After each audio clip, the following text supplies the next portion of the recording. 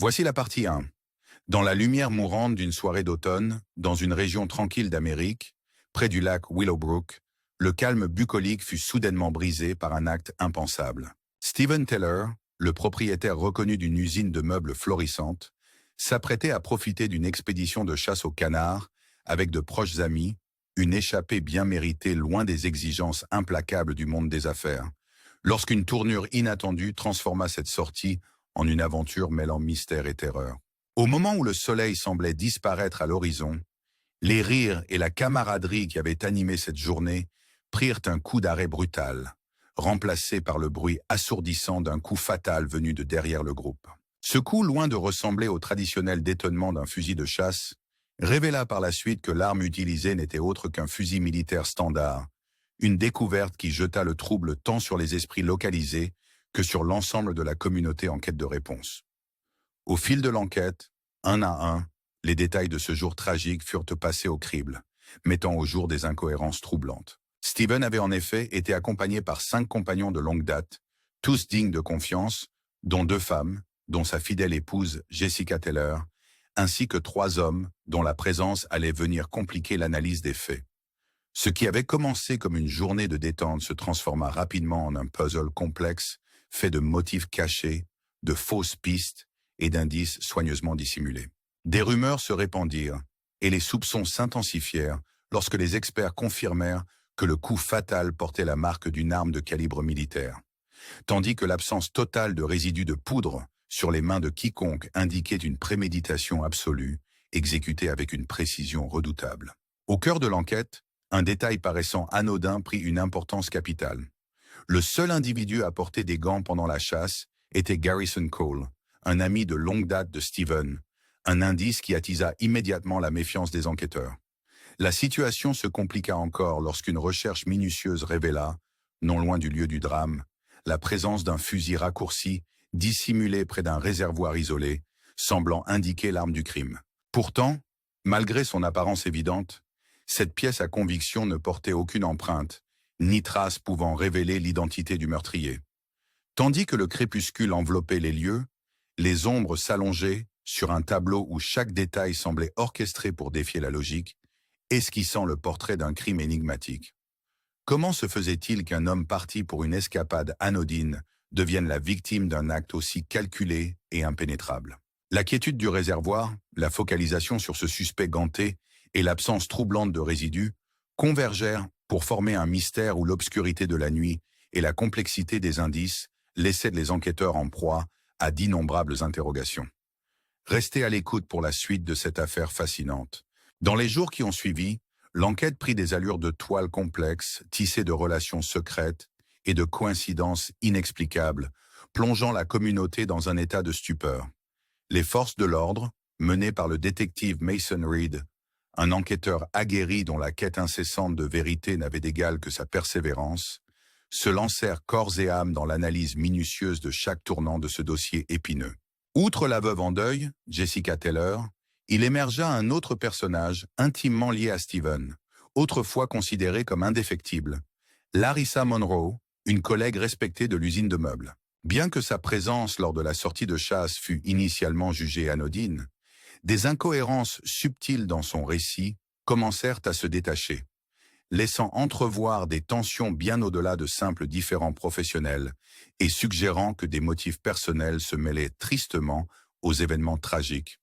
Tandis que Mason Reed et son équipe retraçaient avec précision les pas de la chasse fatale, de nouveaux éléments se dévoilèrent autour du réservoir isolé.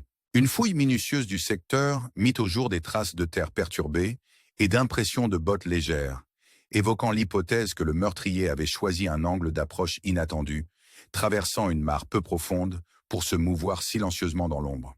Ce détail crucial semblait corroborer la théorie selon laquelle l'assassin avait pris soin d'effacer toute empreinte compromettante, notamment en optant pour des gants conçus pour masquer toute trace. Parallèlement, l'analyse médico-légale renforça l'énigme. La balle, sélectionnée avec une précision diabolique, correspondait indubitablement au calibre d'un fusil militaire d'occasion, ajoutant une couche supplémentaire de mystère quant à la présence de cette arme dans un contexte alors supposé de loisir.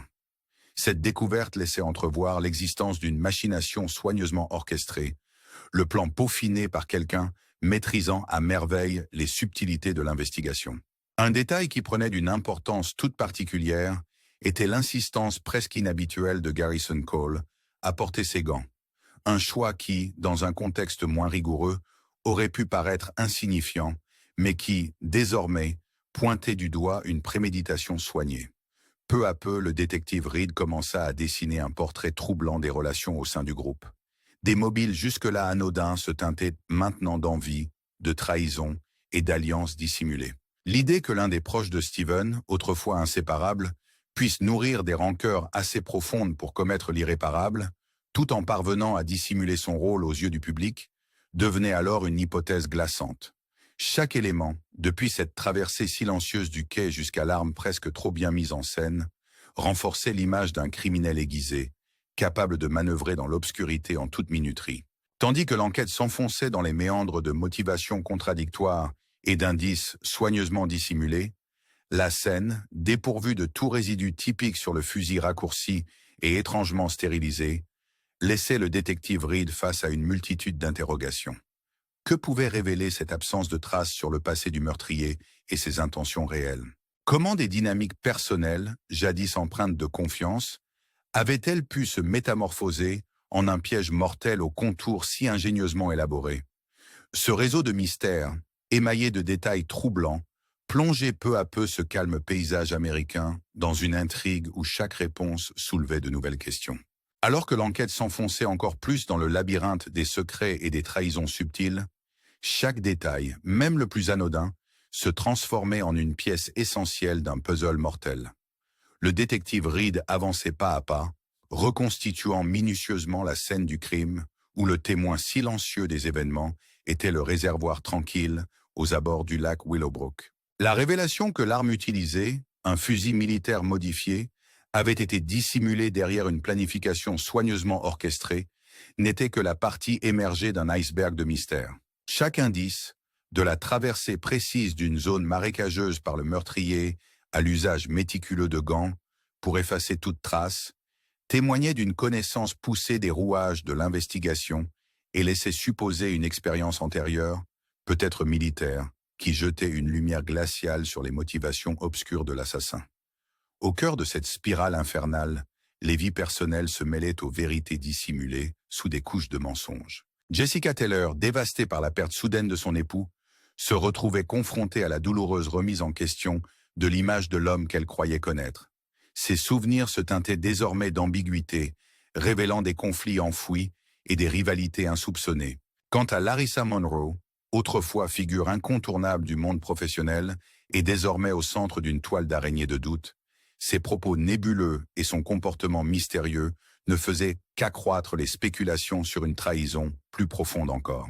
L'insistance presque étrange de Garrison Cole, le seul à avoir arboré des gants durant toute la chasse, renforçait le sentiment qu'il ne s'agissait pas simplement d'une coïncidence, mais bien d'un acte prémédité orchestré avec un sang-froid déconcertant. Alors que Reed assemblait patiemment les morceaux de cette énigme, le panorama de la scène se transformait en un témoignage saisissant de la fragilité des liens humains et de la face cachée de la loyauté.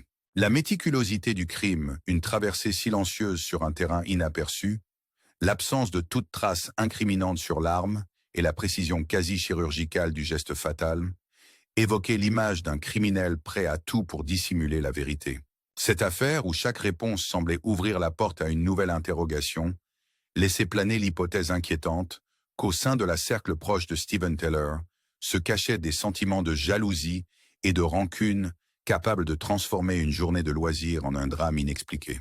Dans le calme retrouvé de ce coin reculé d'Amérique, les ombres du passé semblaient danser avec les reflets d'une lumière déclinante, rappelant que derrière chaque sourire se cache parfois une trahison.